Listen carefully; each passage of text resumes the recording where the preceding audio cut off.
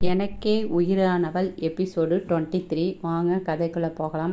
Car சிறிது நேரம் சென்றதும் மதி ஜன்னல் பக்கம் இருந்து அவன் பக்கம் திரும்பி கூட பார்க்கவில்லை. அது அவனை இன்னும் தாக்கியது. நீந்தானடா என்னை பார்க்கவே கூடாதுன்னு சொன்ன, அப்புறம் எப்படி உன்னை பார்த்து பேசுறது? என்னை பார்க்க கூட மாட்டா என்று அவன் மனசாட்சி அவனை பார்த்து சொன்னது. ஒரு பெருமூச்சு விட்டு ஓடும் போதுதான் அவளுக்கு ஏசியை விட இயற்கை காற்று பிடிக்கும் என்று சொன்னதை நினைவு வந்தது. மெதுவாக ஏசியை ஆஃப் செய்துவிட்டு ஜன்னலை ஓப்பன் செய்துவிட்டான். ஜில் என்ற காற்று முகத்தில் பட்டதும் மதி உடல் லேசானது போல் இருந்தது. அவளது நீளமான முடி காற்றில் வெளியே செல்வதால் மறுபக்கம் ஒதுக்கி ஹேண்ட் பேக்கில் இருந்து எதையோ தீவிரமாக தேடி இறுதியாக கண்டுபிடித்து அந்த கிளிப்பை எடுத்து மடியில் வைத்து முடியை கொண்டை போட்டு கிளிப்பை எடுத்து சுற்றி மீண்டும் வெளியே வேடிக்கை பார்க்க ஆரம்பித்தாள். அவளை அப்போதுதான் ஓரமாக பார்த்து இருந்தவன் அவள் சீட் பெல்ட் அணியாமல் இருப்பதை பார்த்து, சீட் பெல்ட்டை போடு என்று சொன்னான். அவன் சொன்னதும் காதில் விழுந்தது. அவன் பக்கம் பார்க்காமல் பெல்ட் எங்கே உள்ளது என்று தேடி கையில் அதை அப்படி இப்படி என்று போட முயன்று கொண்டு இருந்தாள். அதை பார்த்துவிட்டு, உனக்கு போட தெரியுமா தெரியாதா என்று கேட்டான். அவள் பயந்து இல்லை என்பது போல் தலையை மட்டும் அசைத்தாள். அதில் கடுப்பான கௌசிக் காரை ஒரு ஓரமாக நிறுத்திவிட்டு அவள் பக்கம் திரும்பி, ஏன் அதை வாயை திறந்து சொல்ல மாட்டியா என்று அதட்டும் குரலில் கேட்டான். அதில் மேலும் பயந்த மதி கழுத்தை பிடித்து கொண்டு, சாரி சார் என்று தலை குனிந்து கொண்டு நடுக்கமான குரலில் சொன்னாள். அவள் தன்னை பார்த்து பயந்து நடுங்குவது ஏதோ போல் இருந்தது. அதற்கு மேல் யூகோவை விட்டு அவனது சீட்டு பெல்ட்டை கழட்டி மெல்ல அவள் பக்கம் வந்து தாடியை பிடித்து மேலே தூக்கி அவள் விழிகளை பார்த்தான். அது இப்போதோ அப்போதோ என்று கண்ணீர் விழ தயாராக இருந்தது. அதை பார்த்ததும் அவனுக்கு ஏனோ இதயத்தில் வலிப்பது போல் இருந்தது. கைகளை எடுத்து அவள் கன்னத்தை தொட வர அதில் அவன் அடிக்கத்தான் வருகிறான் என்று நினைத்த மதி, சார் ப்ளீஸ் என்னைய அடித்து கொன்றாதுங்க, நான் இங்கே இருக்கிறது பிடிக்கலைன்னா என்னை ஊருக்கு அனுப்பி வச்சிருங்க என்று குரல் உடைந்து அழுதபடி சொன்னாள். வேகமாக தாவி அவளை அணைத்தவனுக்கு அவள் உடல் நடுங்குவது புரிய முதுகை தட்டி கொடுத்தபடி, ரிலாக்ஸ், ஒன்றும் இல்லை, நான் ஒன்றும் உன்னைய அடிக்க மாட்டேன், உன்னை ஹேர்ட் பண்ணுற மாதிரி பண்ணிட்டேன், அப்புறம் உன்னை தண்ணியில் தள்ளிவிட்டு இருக்கக்கூடாது, சாரி மதி என்று முதல் முறை அவன் அம்மாவிற்கு பிறகு சாரி என்ற வார்த்தையை மதியிடம் மென்மையாகவும் தன் யூகோவை விட்டும் சொல்கிறான். மதியும் அவன் சொன்னதை எல்லாம் கேட்டு அழுததை விடுத்து அவன் அணைப்பில் இருந்தவளுக்கு மேலும் மேலும் அவன் மார்பில் புதைந்து கொண்டே போக கௌசிக்கின் மனதிலும் உடலிலும் சொல்ல முடியாத அளவிற்கு இன்ப அவஸ்தையாக இருந்தது. இருவரும் அப்படியே இருக்க ரோட்டில் செல்லும் வண்டியின் ஹாரன் சத்தத்தில்தான் இன்னும் மதியை அணைத்து இருப்பது நினைவு வந்தது. சற்றென்று அவளை விடுத்து விலகி அவன் டிரைவர் சீட்டில் அமர்ந்தான். அவள் முகம் பார்க்க ஒரு மாதிரியாக இருக்க அவனது உடலில் உணர்வு புதிதாக மாறுவது போல் இருந்தது. வேகமாக கார் கதவை திறந்து கொண்டு வெளியே வந்து கண்கள் மூடி ஒரு பெருமூச்சு விட்டு அவனையே அவன் சமாதானம் செய்ய முயன்றான். அவளை ஒரு ஹக் தானே பண்ணினேன். லண்டனில் இருந்தப்ப நிறைய பெண்ணுங்க பிஸ்னஸ்க்காக ஹக்கெல்லாம் நார்மலாக பண்ணியிருக்கேன். ஆனால் அவளை ஹக் பண்ணனது ஏன் ஒரு மாதிரி இருக்குது? இப்போ இவ என்னைய என்ன நினைப்பான்னு தெரியலையே என்று தீவிரமாக யோசித்து உள்ளே செல்ல சங்கடப்பட்டு நின்றான். இங்கு மதிக்கும் அதே நிலைதான். இவர் என்ன புதுசாக யூகோவை விட்டுட்டு சாரியெல்லாம் கேட்டு ஸ்வீட்டாக பேசுகிறாரு, அப்புறம் ஹக்கெல்லாம் பண்ணுறாரு என்று நினைக்கும் போது அவள் உடல் எங்கும் சிலிர்ப்பது போல் ஆனது. இருந்தாலும் அவரை மன்னிக்காத மதி தகுதியை பற்றியெல்லாம் பேசிட்டாரு. அவர் அப்படி சொன்னதற்கு ஃபீல் ஆகணும் என்று நினைத்து முகத்தை மீண்டும் சோகமாக வைத்து கொண்டாள். சிறிது நேரத்தில் உள்ளே வந்த கௌசிக் சாதாரணமாக இருப்பது போல் முகத்தை வைத்து கொண்டு, ஏன் இன்னும் சீட்டு பெல்ட் போடலை என்று சொல்லி, இது கூடவா உனக்கு போட தெரியாது என்று சொல்லி அவளுக்கு போட்டுவிட வந்தான். முன்னா கை நீட்டி, நீங்கள் தியரி மட்டும் சொல்லுங்க, நான் ப்ராக்டிக்கல் பண்ணுகிறேன் என்று நக்கலான குரலில் சொன்னாள். இவகிட்ட கொஞ்சம் இறங்கி வந்தால் போதுமே, இவளே சீன் போடுறா. பரவாயில்லை, அவள் பேசாமல் அமைதியாக இருக்கிறதுக்கு இது எவ்வளவோ பரவாயில்லை என்று மனதில் நினைத்து சிரித்துவிட்டு வெளியே அவளை முறைத்து பார்த்துவிட்டு அவனது பெல்ட்டை எடுத்து மாட்டி எப்படி போடுவது என்பது போல் மெதுவாக டெமோ காட்டினான். மதியும் அவன் சொன்னதையே அப்படியே செய்து பெல்ட் போட்டு கொண்டாள். பின் கார் கிளம்பும் வேளையில் மதி கொட்டாவி விட்டு கண்ணை மூடி தூங்கினாள். மிஸ் வாயாடி, நீ தூங்குனா எனக்கும் தூக்கம் வரும், அப்புறம் எப்படி கார் ஓட்டுவது? நான் தூங்கினால் உங்களுக்கு ஏன் தூக்கம் வரும் என்றாள். பின்ன என் பக்கத்தில் உட்காந்து நைட் டைமு தூங்குனா தூக்கம் தன்னால வரும் என்றான். அவனை முறைத்துவிட்டு, சரி சரி, நான் தூங்கல, ஆனால் எனக்கு போர் அடிக்குது, ஏதாவது பாட்டு போடுங்க என்றாள். என்று சொல்லி அவனின் போனை கனெக்ட் செய்து ப்ளூடூத்தின் வழியாக பாட்டை ஓடவிட்டான். ஒரு ஆங்கில பாடலை போட்டு அந்த பாடலை முணுமுணுத்தபடி வந்தான். அவனை வினோதமாக பார்த்தவள், ஏன் தமிழ் பாட்டே உங்ககிட்ட இல்லையா என்றாள். ஏன், உனக்கு தமிழை தவிர வேற மொழி கேட்க பிடிக்காதா, இல்லை புரியாதா என்று சிறு நக்கலுடன் கேட்டான். அதில் அவனை உதட்டை சுளித்து பார்த்தவள் அவள் போனை எடுத்து பாடலை ஒளிரவிட்டு அவனை பார்த்தாள். அவனும் என்ன பாடல் என்பது போல் பார்க்க அதில் ஒரு ஆங்கில பாடலை போட்டுவிட்டு ஒரு வரி விடாமல் முழு பாடலின் பாடி முடித்து அவனை பார்த்தாள். அவன் திகைப்புடன் அவளைதான் பார்த்து இருந்தான். உனக்கு எப்படி இங்கிலீஷ்?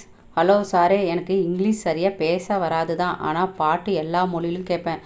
அது புரியாவிட்டா அதற்கு மீனிங் என்னன்னு நெட்டில் பார்த்து தெரிஞ்சுப்பேன். அப்புறம் இசைக்கு இவங்க தான் கேட்கணும்னு எந்த தகுதியும் இருக்காது. ஆனால் பணம் இருந்தால் போதும், தகுதியை பார்த்து பேசணும், கீழே இருக்கிறவங்களை தாழ்த்தி பேசுவாங்க என்று அவனை சுட்டி காட்டி பேசி திரும்பி கொண்டாள். அவள் தன்னை தான் சுட்டி காட்டுகிறாள் என்று நன்றாக புரிந்தது. இவளை எல்லாம் எப்படி அம்மா எனக்கு சூஸ் பண்ணாங்க? நான் இவளை விட பெரியவன், ஆனால் அதை கூட கண்டுக்க மாட்டேங்கிறா. ஆனால் வார்த்தைக்கு வார்த்தை இல்லைங்க ஆமாங்கன்னு மரியாதை போட்டு பேசுகிறா. ஒருவேளை நான் அவள் காலேஜ் ப்ரொப்போசல்னால கொஞ்சம் பார்த்து பேசுகிறாளோ என்று சந்தேகமாக அவளை பார்க்கும்போது அவள் தூக்கத்திற்கு கண் மூட போவதை பார்த்து, வாயாடி, வேற ஏதாவது சாங் வேணும்னா கேட்டுக்கோ, தூங்காதே என்றான். இவர் வேற என்று முகத்தை திருப்பி ஜன்னல் பக்கம் பார்த்தவள், ஸ்டாப் பண்ணுங்க என்று அவசரமாக சொன்னாள். கௌசிக்கு என்னமோ ஏதோ என்று பார்க்க காரை விட்டு இறங்கிய மதி ஜன்னல் பக்கம் குனிந்து, மிஸ்டர் தேவ், இங்கே பாருங்க, டீ கடை இருக்கு, ஒரு டீ குடிச்சிட்டு போலாம், தூக்கம் எல்லாம் காணாமல் போய்விடும் என்று உற்சாகமான குரலில் சொன்னாள். அவள் மீண்டும் மிஸ்டர் தேவ் என்று அழைத்ததும் உள்ளுக்குள் சந்தோஷம் ஆனவன் அதை வெளி காட்டிக்கொள்ளாமல் அவள் சொன்ன கடையை பார்த்தான். அது கூடாரம் போன்று சிறிய பெட்டிக்கடை போல் இருந்தது. அதில் முகம் சுளித்து, சீ, இது எல்லாம் வேணாம், இன்னும் கொஞ்சம் தூரம் போனால் ஒரு நல்ல ஹோட்டல் வரும், அங்கே போய் டீ குடிக்கலாம் என்றான். அதையெல்லாம் நீங்களே குடிங்க, எனக்கு வேணாம், இதுதான் எனக்கு பிடிக்கும் என்று சொல்லி அவள் பேக்கிலிருந்து அவசரமாக தேடி 10 ரூபாய் எடுத்துக்கொண்டு கடை பக்கம் சென்றாள். இவளை என்று பல்லை கடித்து கொண்டு அமைதியாகி அவள் வைத்து சென்ற பேக்கை அப்போதுதான் திறந்து பார்த்தான். அது விலை மலிவாக வாங்கிய நாள் உள்ளே இருந்த துணியெல்லாம் கிழிந்து போன நிலையில் இருந்தது. பேக் ஜிப்பு போய் இருந்ததால் அதில் ஒரு பக்கம் பின்னூசி குத்தி இருந்தது. அதை பார்த்ததும் அவள் நிலை புரிய வெளியே எட்டி பார்த்தான். மதி கடைக்காரரிடம் பணம் தந்துவிட்டு வெளியே சுற்றியிருந்த மரங்களை ரசித்து பார்த்து கொண்டிருந்தாள். அவனுக்கு அங்கு அவளுடன் நிற்க வேண்டும் என்று தோன்ற காரை லாக் செய்துவிட்டு வெளியே வந்து மதி நிற்கும் பக்கம் 2 அடி தள்ளி நின்றான். உங்களுக்கு ஒரு டீ சொல்லட்டா என்றாள். நோ நீடு, எனக்கு தம் இருக்கு, அது போதும் என்றான். அவனை ஒரு மாதிரி முகம் வைத்து பார்த்தவர், ஏன் இந்த பழக்கம் என்றாள் மதி. எந்த பழக்கத்தை பற்றி கேட்கிற என்று புருவத்தை ஏற்றி இறக்கி கேட்டான். அது என்று தம் பற்றி கேட்க வந்தவள் பிறகு யோசித்து, நீ யாரு இதெல்லாம் கேட்க என்று நோஸ்கட் பண்ணினாலும் பண்ணிடுவார் என்று நினைத்து ஒன்றுமில்லை சும்மா என்று கேட்காமல் விட்டுவிட்டாள். அவள் எதை பற்றி கேட்க வந்தாள் என்று அவனுக்கு தெரிந்தது. வேண்டுமென்று பாக்கெட்டில் இருந்து தம்மை எடுத்து புகைத்தான். அதன் வாசத்தில் மதிக்கு பலமாக இருமல் வந்தது. அதை கவனித்த கடைக்கார பெரியவர், ஏப்பா தம்பி, அதான் அந்த பொண்ணுக்கு இருமல் வருதில்ல, கொஞ்சம் தள்ளி அந்த பக்கம் போய் குடிப்பா என்று சொன்னார். அவனுக்கு தான் யாரு அட்வைஸ் சொன்னாலும் கோபம் வருமே. அதனால் அவர் சொன்னதை கேட்டதும் கௌசிக் கோபம் வந்து ஏதோ பேச வர அதை புரிந்து கொண்ட மதி, ஐயா டீ ரெடியா என்று கேட்டு அவசரமாக டீயை வாங்கி கொண்டு கௌசிக்கை தள்ளி சென்று குடிக்க ஆரம்பித்தாள். தம்மை அணைத்துவிட்டு அவள் பக்கம் வந்து நின்றவன், ஏன் உனக்கு இந்த ஸ்மெல் ஆகாதா என்றான். ஒத்துக்காது, சின்ன வயசுல எங்கள் அப்பா இப்படி இருந்தார், ஆனால் அப்புறம் விட்டுட்டாரு, இப்போ வரைக்கும் ஸ்மோக் பண்ணுறது இல்லை. ஏன் விட்டுட்டாரு? உங்கள் அம்மா சொல்லி விட்டுட்டாரா? இல்லை, எனக்காக விட்டுட்டாரு. ஒரு நாள் ஸ்கூல் விட்டு என்னை கூப்பிட வந்தப்ப என்ன கொஞ்சம் வந்தார். உன்கிட்ட நாத்தம் வருதுப்பா, என்கிட்ட வராதுன்னு அறியாத வயசில் சொல்லிட்டேன். அவருக்கு அது ரொம்ப கஷ்டமாக ஆயிடுச்சு போல, அன்னையிலேருந்து இந்த பழக்கத்தை விட்டுட்டாரு. சாந்தி கூட சொல்லும், நான் சொல்லி விடாமல் இருந்தாரு, உனக்காக விட்டுட்டாருன்னு நிறைய தடவை சொல்லுவாங்க. அது யாரு சாந்தி? என் அம்மா தான். பேர் சொல்கிற? ஆமாம், நான் அப்படி தான் அடிக்கடி கூப்பிடுவேன். எங்கள் அப்பாவையே சுப்பிரமணியன் தான் கூப்பிடுவேன் என்றாள். அவங்க உன் மேலே ரொம்ப பாசமாக வச்சு இருப்பாங்க போல, ஏன் அவங்க கூட பேச தோணலையா என்றான். டீ குடித்து கொண்டு இருந்தவள் அமைதியாகிவிட்டு, அவங்க எனக்கு பண்ணது பெரிய தப்பு என்று வலி நிறைந்த குரலில் சொன்னாள். அவள் வேதனையை புரிந்து சாதாரணமாக சரி போலாமா என்றான். என்று மட்டும் சொல்லி அவனுடன் காரில் ஏறினாள். ஓகே, ஏதாவது சாங் போடுறதுன்னா நீ போட்டுக்கோ என்று அவள் மனநிலையை மாற்ற எண்ணி சொன்னான். எனக்கு இப்போ எந்த சாங்கும் மைண்டில் வரலை. இப்போ ரேடியோவில் நைட்டுக்கு ஏற்ற மாதிரி சாங் எல்லாம் நல்லா போடுவாங்க. அதை போடுங்க. கௌசிக் அவள் சொன்னது போல் ரேடியோவை ஆன் செய்துவிட்டு காரை ஓட்டினான். அதேபோல் ரேடியோவில் நீயே வெண்பனி தீயின் சுவையே நீயே உன்னை மெதுமெதுவாக பயணங்கள் போல தொடங்கி விடவா என்ற பாடலை கண்கள் மூடி கேட்ட மதி கௌசிக் பக்கம் திரும்பி, உங்களுக்கு ஸ்ரீராம் பாட்டு பிடிக்குமா?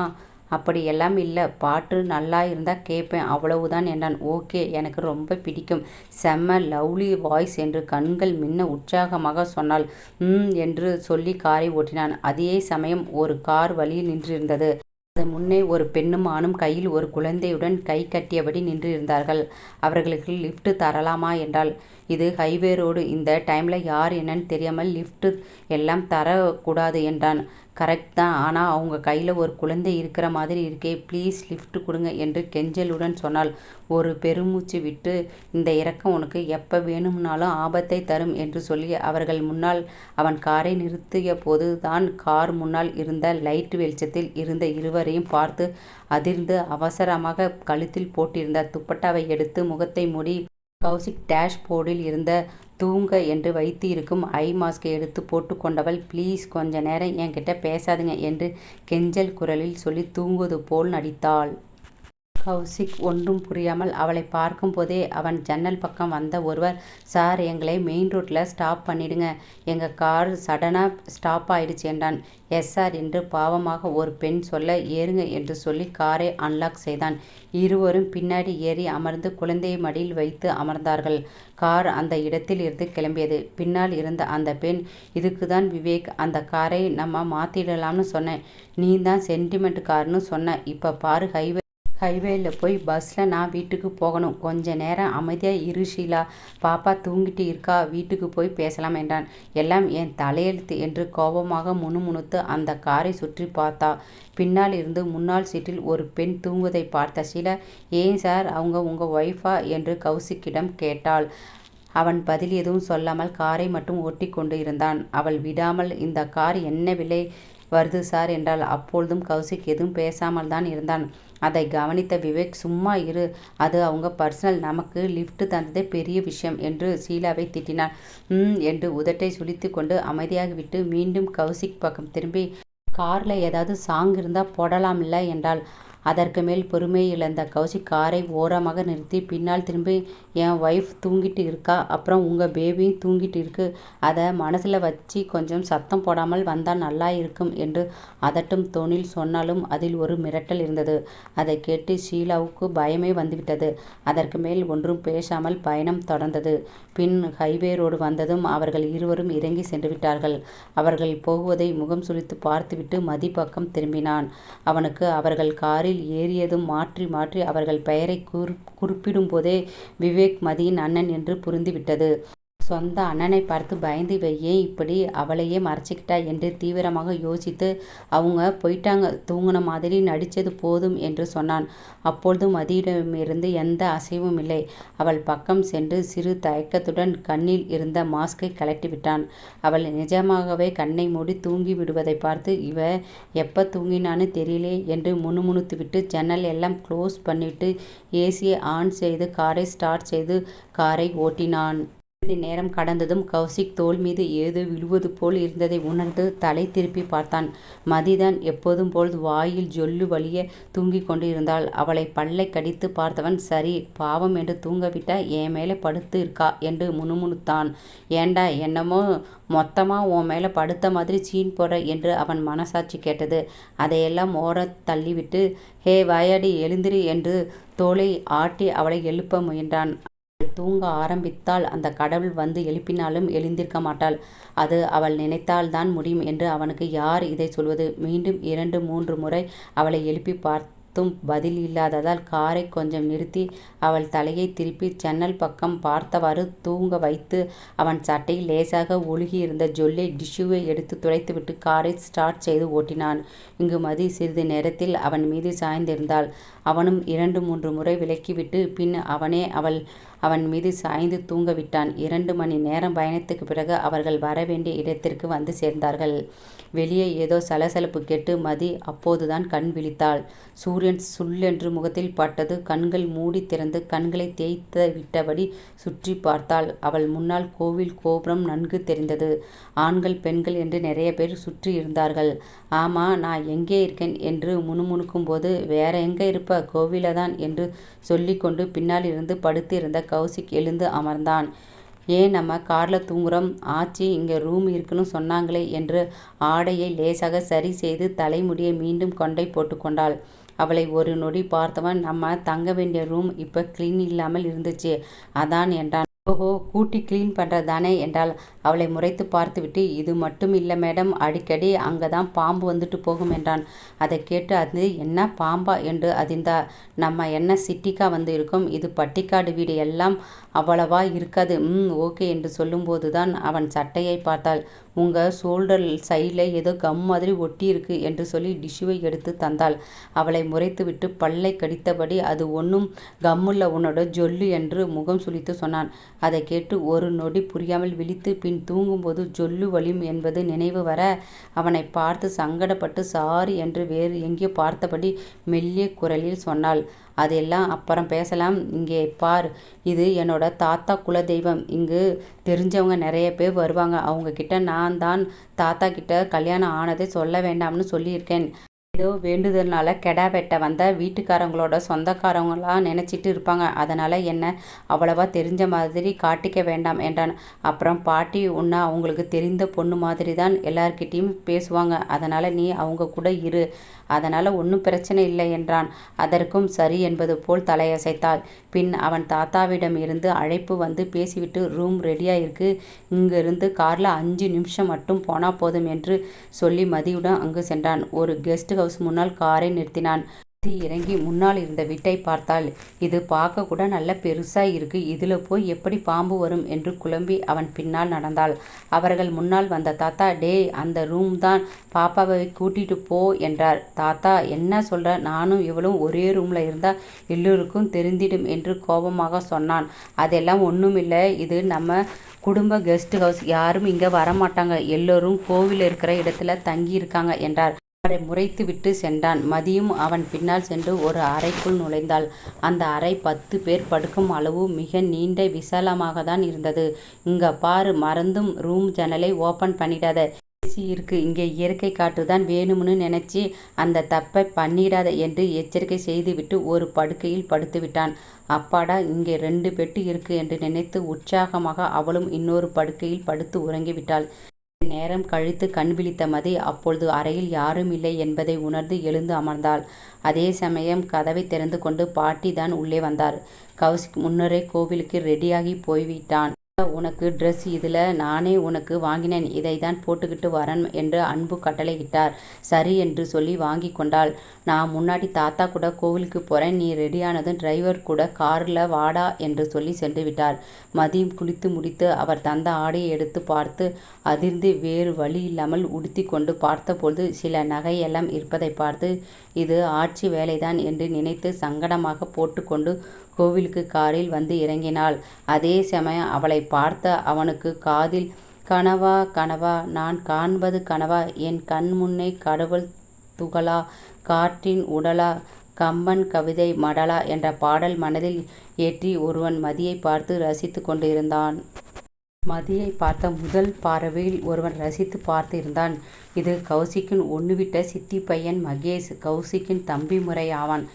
அப்பொழுதுதான் கௌசிக் யாருடனோ போனில் பேசிவிட்டு திரும்பும்போதுதான் மதியை பார்த்தான். மஞ்சள் பட்டு சேலை கட்டி பாட்டி தந்திருந்த சில நகையெல்லாம் அணிந்து நீளமான முடியை பின்னி மிதமான ஒப்பனை செய்து அழகு தேவதையாக அவன் கண்ணில் தெரிந்தாள். ட்ரெஸ் போட்டு இருக்கிறப்ப ஸ்கூல் படிக்கிற பொண்ணு மாதிரி இருக்கா. ஆனால் இன்னைக்கு கல்யாணம் ஆன புது பொண்ணு மாதிரி இருக்காளே என்று எண்ணும்போது அவள் கழுத்தை பார்த்தான். 2 தங்கச் செயின் போட்டு இருந்ததால் தாலி அவன் கண்ணுக்கு சரியாக தெரியவில்லை. அவளுக்கு கால் செய்தான். ஆனால் அவள் போனை சைலண்டில் போட்டிருந்தாள். என்ன போனை கூட அட்டன் பண்ண மாட்டேங்கிறா என்று எரிச்சலானவன் அவள் பாட்டி பக்கம் செல்வதை பார்த்தான். அவனும் அவளுக்கு முன் வந்து பாட்டியிடம் ஏதோ திட்டிவிட்டு சென்று விட்டான். செல்லும் கௌசிக்கை சோகமாக பார்த்துவிட்டு இந்த பையன் ஏன் தான் இப்படி இருக்கானோ என்று நினைத்து மதி அவர் பக்கம் வந்ததும் என் கூட கொஞ்சம் வாடா என்று சொல்லி கோவில் பின்னால் அழைத்து சென்று இந்த தாலியை ஜாக்கெட்டுக்குள்ளே போட்டுக்கோடா, கௌசிக் தான் எல்லோர்கிட்டையும் உன்னை தெரிஞ்ச பொண்ணுன்னு சொல்லியிருக்கான் என்றார். அப்புறம் உன் கழுத்தில் தாலியை பார்த்தா உன்னோட புருஷன் கூட வரலையான்னு ஏதாவது பேசுவாங்க என்று வருத்தமாக சொன்னார். ஆச்சி இதுக்கெல்லாம் ஏன் ஃபீல் பண்ணுற என்று கேட்டு தாலியை மறைத்துவிட்டு வெளியே ஆச்சியுடன் வரும்போது அங்கே மகேஷ் வந்தான். அவனை பார்த்த ஆச்சி இது மகேஷ், கௌசிக்கின் தம்பி முறை என்றார். வெளிநாட்டில் வேலை பார்க்கிறான், இப்போ சும்மா லீவுக்கு ஊருக்கு வந்து இருக்கான் என்றார். அம்மாச்சி லீவு மட்டும் இல்லை, இந்த வருஷமாவது எனக்கு கல்யாணம் பண்ணணும்னு அம்மா தீவிரமாக இருக்காங்க என்று மதியை உள் அர்த்தத்தில் ஒரு முறை பார்த்துவிட்டு சொன்னான். இதை இருவரும் கவனிக்கவில்லை. ஆனால் தாத்தா அங்கு வரும்போது கேட்டுவிட்டார். அங்கு வந்தவர் மதி மீது கை போட்டு இது மதி, எனக்கு தெரிஞ்சவங்களோட பொண்ணு, எனக்கு பேத்தி முறை, இப்போதுதான் காலேஜ் 2வது வருஷம் படிக்குது, இப்போதைக்கு யாருக்கும் இவளை கட்டி தர ஐடியா இல்லை என்று சொல்லி மகேஷ் தோளை தட்டி கொடுத்து விட்டு மதியை அழைத்து கொண்டு ஆடு வெட்டும் இடத்திற்கு சென்றார். தாத்தா அப்படி கூறினார் என்று புரியாவிட்டாலும் மகேஷிற்கு புரிந்தது. ஓஹோ அப்படி வேற போகுதோ, ஆனால் இந்த பொண்ணை பிடிச்சிருக்கே, இதை அம்மா கிட்ட சொல்லணும் என்று நினைத்து அவனும் ஆடு வெட்டும் இடத்திற்கு வந்தான். கௌசிக் யாருடனோ ஃபோன் பேசி கொண்டு இருந்தவன் மதி வருவதை பார்த்துவிட்டு அங்கு அவர்கள் பக்கம் வந்தவன் ஏன் தாத்தா இவளை இங்கு கூட்டிட்டு வந்தீங்க என்றான். ஏண்டா இது உங்கள் 2 பேருக்காக தான் நேர்ந்துவிட்டா, ஆடு அவளும் கூட இருக்கட்டும் என்று மெல்ல அவனிடம் சொன்னார். அது இல்லை தாத்தா, பொண்ணுங்களுக்கு எப்பவும் இந்த மாதிரி வெட்டுவது எல்லாம் பார்த்தா பயம் வரும், பிடிக்காதில்ல, அதான் சொன்னேன் என்றான். யாரு மதிக்கு பயம், நீயே அவ முகத்தை பாரு என்று சொல்லி நகர்ந்தார். கௌசிக் எட்டி அவளை பார்த்தான். அவளோ ஏதோ தியேட்டரில் படம் பார்ப்பது போல் ஆர்வமாக பார்த்து கொண்டிருந்தாள். மெல்ல அவள் பின்னால் வந்து நின்றவன் என்ன வெட்டுறத அவ்வளவு ஆர்வமாக பார்க்குற என்றான் நக்கலாக. பின்னால் இருந்து சட்டென்று குரல் கேட்டதும் அதில் தடுமாறி திடுக்கிட்டு திரும்பி பின்னால் விலக போனாள். அவள் ஒரு கல் மீது இருந்ததால் தரையில் விழ போனாள். கௌசிக் பிடிக்க கை நீட்டும் முன்னே மகேஷ் வேகமாக வந்து அவள் கையை இறுக்கி பிடித்து நிறுத்தியிருந்தான். அவள் ஒரு பெருமூச்சு விட்டு திரும்பி தேங்க்ஸ் என்று சொல்லி சிறு புன்னகை செய்தாள். இட்ஸ் ஓகே மதி, பார்த்து நில்லு என்று அவள் கையை விடாமல் கூறினான். அதை பார்த்த கௌசிக் ஏதோ புகைவது போல் இருக்க, மகேஷ் அவ இப்ப நல்லா இருக்கா, அவ கையை விடலாமே என்று முகத்தை கோபமாக வைத்து கொண்டு சொன்னான். என்று இழுத்து வைத்து மதி பக்கம் திரும்பி ஆமா எந்த காலேஜ் படிக்கிற என்றான் மகேஷ். நான் என்று பதில் சொல்ல வருமுன் மதி வெட்ட போறாங்க என்று உரிமையாக கையை பிடித்து கௌசிக் அவன் பக்கம் நிறுத்தினான். ஏதோ ஆர்வத்தோடு ஆடு வெட்டுவதை பார்க்க கௌசிக்கை நெருங்கி நின்று பார்த்து கொண்டிருந்தாள். மகேஷ் இருவரும் ஒன்றாக நிற்பதை பார்த்தவன் மனதில் என்ன புரோ, பொண்ணுங்க கூட பேசக்கூட மாட்டாரே, ஆனால் இவ கூட கை போட்டு எல்லாம் பேசுகிற மாதிரி இருக்கே, ஒருவேளை தாத்தாவிற்கு மதியை புரோவுக்கு கல்யாணம் பண்ணுற ஐடியா இருக்குமோ? சேச்சே அப்படி இருக்காது, எப்படியும் வயசு வித்தியாசம் ரொம்ப அதிகமாக இருக்கும், எப்படியாவது இங்கிருந்து போகிறதுக்குள்ள மதி நம்பரை வாங்கிட்டு தான் போகணும் என்று யோசித்து அங்கிருந்து சென்றான். அவன் சென்றதை பார்த்த கௌசிக் ஒரு பெருமூச்சு விட்டு தன்னை சமன் செய்து கொண்டு இன்னும் மதி கையை பிடித்து இருப்பதை உணர்ந்து கையை உருவ முயல மதி இன்னும் இறுக்கமாக பிடித்து வேடிக்கை பார்த்து கொண்டிருந்தாள். அவளை திட்ட செல்லும்போதுதான் மகேஷ் மதியை பார்த்ததை பார்த்தவன் இவன் எல்லாம் எங்கிருந்து தான் எனக்குன்னே வருவான்களோ, காலேஜில் என்னன்னா ரோஹித் இவ பின்னாடி சுற்றுறான், ஊருக்கு வந்தா இப்போ மகேஷ், அப்படி என்ன இருக்கு, இவனுங்க இவளை சுற்றி வராங்க, இவளுக்கு ஹஸ்பண்டாக இருந்து இந்த வேலையெல்லாம் பார்க்க வேண்டியதா இருக்கு என்று உள்ளுக்குள் நினைத்து வெகு சாதாரணமாக பேச ஆரம்பித்தான். அம்மா உனக்கு இதெல்லாம் பார்க்க ஒரு மாதிரியா இல்லையா என்றான். இதில் என்ன இருக்குது மிஸ்டர் தேவ், நான் வளர்ந்ததே கிராமம்தான், சாதாரணமாக வீட்டில் சமைக்க கட்டிங் எல்லாம் அம்மா பண்ணும்போது பார்த்துருக்கேன், ஏன் கட் பண்ணதில்லையா, அது மட்டும் ஏனோ பிடிக்கல, அப்புறம் சமைக்கும்பொழுது ஒரு மாதிரியாக இருக்கும் என்று முகத்தை சுருக்கி சொன்னாள். அவள் சொல்வதை பார்த்தவன் ஆனால் எனக்கு நான்வெஜ்ஜினா ரொம்ப பிடிக்கும், எனக்கு ஒய்ஃபாக இருந்து எப்போ குக் பண்ணி தரப்போற என்றான் கௌசிக். அவன் கையை விடுத்து இடுப்பில் கை வைத்து அவனை முறைத்து பார்த்து பார்த்து நின்றவள், நான் எல்லாம் பண்ண மாட்டேன், எனக்கு நான்வெஜ்ஜி பிடிக்கும், ஏன் ஒரு ஹஸ்பண்டா நீங்கள் எனக்கு சமைச்சி தாங்க என்று உதட்டை சுளித்து சொல்லி திரும்பும்போதுதான் என்ன பேசிக் கொண்டிருக்கிறோம் என்பதை நினைவு வர உதட்டை கடித்து அவனை சங்கடமாக பார்த்தாள். இருவருக்கும் ஒருவரை ஒருவர் அறியாமலே உள்ளுக்குள் காதல் வளர்ந்து கொண்டே வருது. இது தொடருமா இல்லை பிரியுமா என்பதை பொறுத்திருந்து பார்ப்போம் ஃப்ரெண்ட்ஸ். தேங்க்யூ.